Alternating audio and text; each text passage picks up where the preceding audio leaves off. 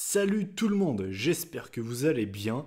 Aujourd'hui on se retrouve pour une vidéo, on va dire un petit peu bonus, qui ne va pas parler de catch, on va parler de la Coupe du Monde, puisque je pense que, sauf si vous habitez dans une grotte depuis environ 3 ans et demi, je pense que tout le monde est au courant, c'est la Coupe du Monde de foot, hein. De toute façon c'est une fois tous les 4 ans. Et voilà, j'aime bien le foot. C'est vrai que je vais pas vous mentir que ça fait 2-3 années que je regarde un petit peu moins quand même, mais quand il y a des gros événements, je ne loupe jamais ça.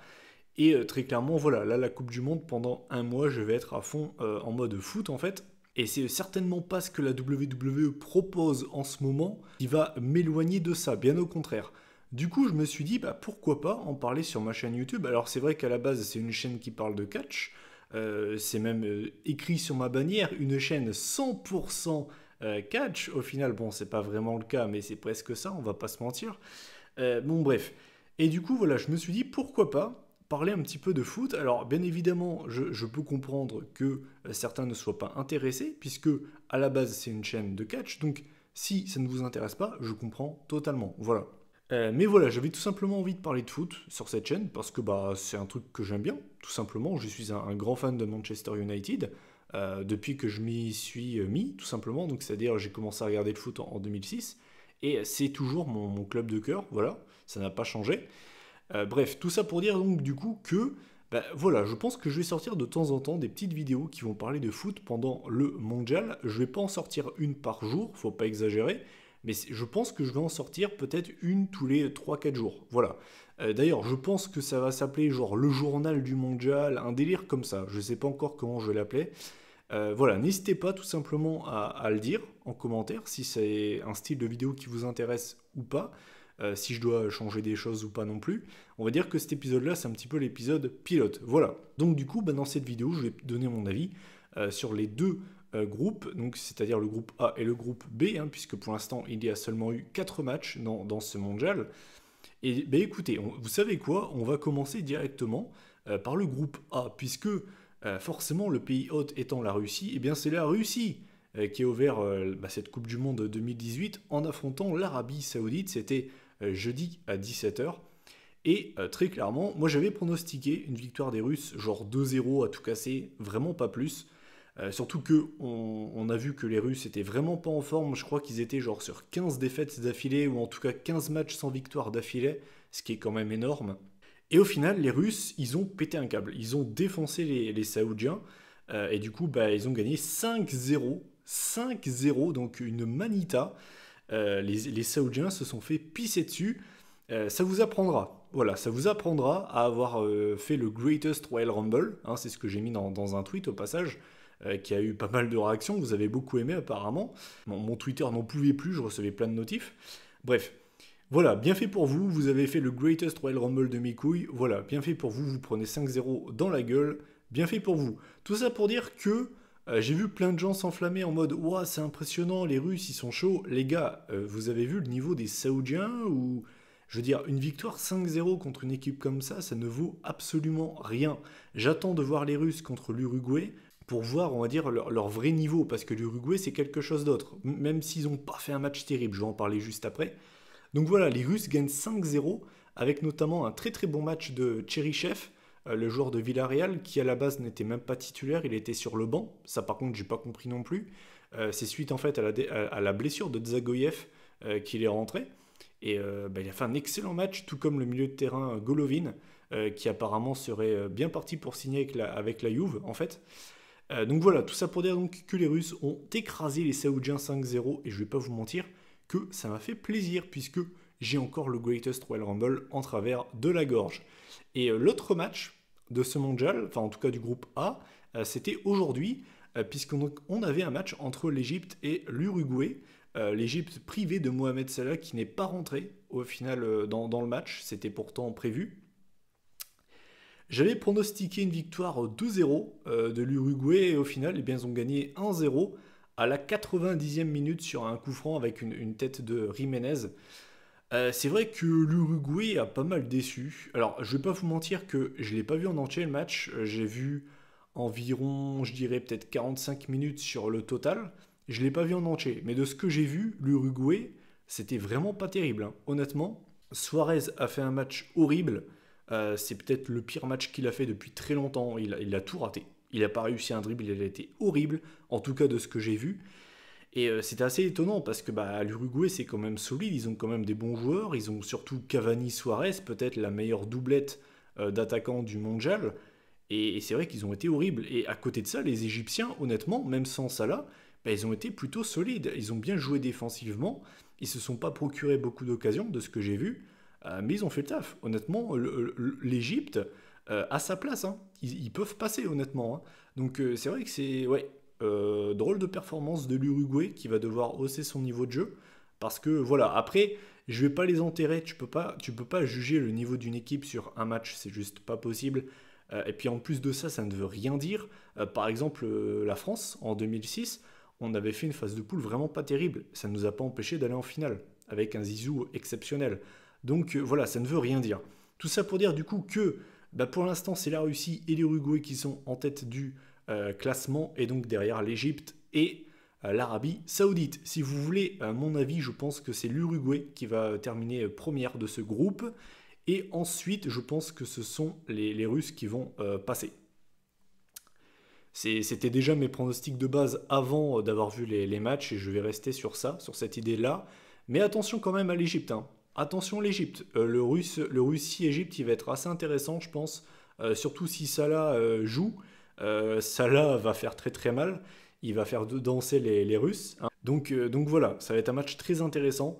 Et donc du coup, voilà, on a eu un match plutôt sympa entre les Russes et l'Arabie Saoudite, et un match quand même pas terrible entre l'Égypte et l'Uruguay. Maintenant, je vais enchaîner avec le groupe B, puisque il y a eu deux matchs hein, qui se sont joués hier, du coup. On a eu le Maroc face à l'Iran. Et bien, moi, c'est ce que j'ai dit sur Twitter, et je vais le redire ici. Le Maroc-Iran, c'était digne d'un Monday Night Raw. C'était nul. Alors, putain, mais quelle merde. Mais quelle chiasse ce match. C'était invraisemblable. Après, voilà, je vais pas vous mentir que j'ai loupé les 30 premières minutes, et de ce que j'ai vu apparemment sur Twitter, les 30 premières minutes étaient cool. Ça, je vais pas juger, je ne l'ai pas vu. Par contre, j'ai vu donc les 15 dernières minutes de la première mi-temps, et j'ai vu la deuxième mi-temps. De ce que j'ai vu, mais putain, qu'est-ce que c'était nul. C'est impressionnant, c'était un borefest. Je me suis tellement fait chier. Et puis le niveau de jeu était vraiment faible. Moi, le Maroc, ils m'ont vraiment déçu. Parce qu'ils ont quand même des joueurs connus. Ils ont Ziyech, ils ont Belanda, ils ont Benassia. Ils ont quand même des bons joueurs, le Maroc. Et je les voyais gagner, honnêtement. Et c'est vrai qu'ils ont été super décevants. Et en plus de ça, ils perdent sur un putain de contre son camp de merde à la toute fin du match. Donc victoire un petit peu à la surprise générale de l'Iran. 1-0 sur le Maroc. Et du coup, là, le Maroc, ça pue un peu du cul pour eux. Parce que là, ils sont obligés de gagner contre l'Espagne et le Portugal, en fait, pour avoir des chances de se qualifier. Et très clairement, ça va être très très compliqué pour eux, on va pas se mentir. Donc ça sent un peu le cramé pour eux. Mais tout ça pour dire que ce match était horrible. Pour moi, c'est le pire match de ce mondial pour l'instant. C'était un véritable borefest. C'était waouh, c'était chiant, putain, c'était chiant. Enfin bref. Et du coup, eh bien maintenant on va venir au choc pour l'instant de ce premier tour du mondial. Espagne-Portugal, une affiche de rêve qui aurait totalement sa place en demi-finale de mondial sans problème. Eh ben on l'a au premier tour. Donc énorme affiche pour cette deuxième journée du mondial. Et j'avais peur, honnêtement j'avais peur que ce soit très fermé, parce que ce match est très important forcément, puisque on peut le dire, mais le vainqueur de ce match aurait eu d'énormes probabilités de finir premier du groupe. Et du coup, voilà. Du coup, c'est un match très important. Et c'est pour ça que j'avais peur en fait que ce soit un match super fermé où il y a très peu d'occasions. Et au final, non, pas du tout. C'était un match ouvert, c'était tellement propre techniquement, sans déconner. Et surtout, on a eu une ribambelle de buts, hein. On a eu 3 partout, avec un duel dans le match entre Diego Costa et Cristiano Ronaldo. Un doublé pour Costa, un triplé pour Ronaldo avec un coup franc magnifique. À la toute fin de match, c'était exceptionnel. À noter également David De Gea, qui a voulu rendre hommage à Karius, le gardien de Liverpool. Derea, qui est mon gardien préféré, étant fan de United, et qui est pour moi le meilleur gardien au monde devant Neuer. Mais là, ce qu'il a fait, c'est juste pas possible. Là, c'est juste pas possible. J'avais l'impression de voir Apula Edel, quoi, sans déconner. Mais sinon, c'était un match tellement plaisant. Puis on a eu des très beaux buts. On a eu le but de CR7 qui était très beau. On a eu également le premier but de Costa qui est très beau aussi. On a également le but de Nacho qui est magnifique. Donc c'était vraiment un match magnifique. Le Portugal a mené, l'Espagne est revenue, l'Espagne est passée devant, le Portugal est revenu. C'était magnifique. Si Dave Melzer devait se mettre au foot, il met 6 étoiles. C'est digne d'un Okada Omega, c'était génial. Et pour moi, pour l'instant, de très très loin, c'est le meilleur match du mondial. C'était un excellent match et surtout, ça m'a fait plaisir hein, puisque je suis un peu un fanboy de CR7. Et là, pour le coup, il a répondu présent dans un grand match, hein, soi-disant oui, CR7, quand c'est dans un grand match, on le voit plus. Ah, bah là, pour le coup, là, il a fait manger tes mots, mon pote. Hein. Là, tu peux plus rien dire. Mais sinon, voilà, c'était un très très bon match. J'ai vraiment pris mon pied. Et rien que ce match-là sera plus divertissant que Money in the Bank, à coup sûr. Du coup, voilà. Du coup, pour l'instant, ce groupe est assez incroyable puisque c'est l'Iran qui est première avec 3 points. Derrière, on a l'Espagne, le Portugal avec 1 point. Et dernier, pour l'instant, le Maroc. Grosse surprise. Et moi, mon pronostic de ce groupe, avant les matchs, tout ça, je voyais l'Espagne terminer première et le Portugal deuxième. Après, c'est vrai que l'Espagne, vraiment, j'étais un peu étonné puisque vous savez, l'entraîneur a été viré genre à 2 jours du mondial. What the fuck? Du coup, vraiment, je ne savais pas vraiment à quoi m'attendre avec l'Espagne. Mais au final, ils ont répondu présent. Et donc, du coup, si vous voulez mon avis, je vais rester sur mon avis. Hein. Je pense que c'est le Portugal et l'Espagne qui vont passer. Je vois pas l'Iran aller chercher un point ou bien même battre l'Espagne. Et pareil pour le Portugal et le Maroc, ben, ils ont intérêt à lever leur niveau de jeu. Honnêtement, parce que c'est chaud quoi. Honnêtement, c'est chaud. Donc du coup, voilà. Pour ce qui est donc de demain, enfin pour vous c'est aujourd'hui, on a le groupe de la France. Donc on a un Pérou, Danemark et forcément France-Australie. Mon pronostic, je vois la France l'emporter 2-0 contre l'Australie. Ouais, pourquoi pas un but de Griezmann et un but de Mbappé, voilà. Et pour ce qui est de Pérou-Danemark, là c'est un peu un match tendu, je vais pas vous mentir. Moi je dirais que ça va faire match nul. Je vois bien genre un match assez ouvert, je vois bien genre 2 partout, un truc comme ça.